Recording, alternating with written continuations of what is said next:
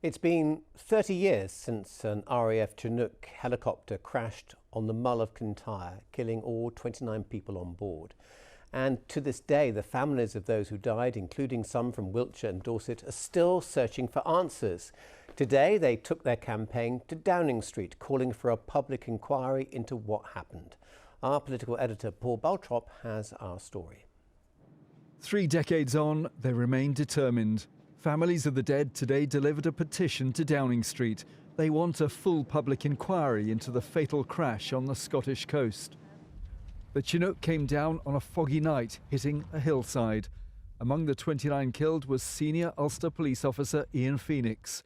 His son Niven went on to become a pilot in Wiltshire. He believes the helicopter was unsafe.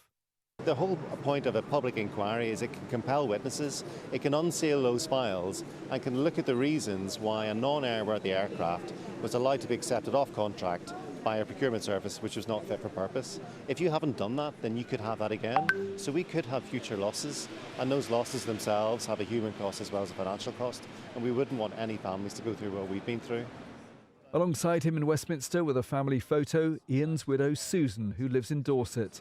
They've campaigned determinedly alongside other families, picking up support from MPs like Tessa Munt.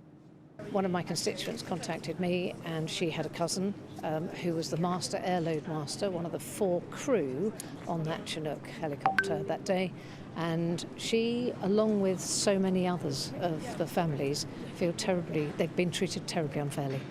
So it's about justice for that campaign. In a statement, the Ministry of Defence said the accident has already been the subject of 6 inquiries and investigations, including an independent judge-led review.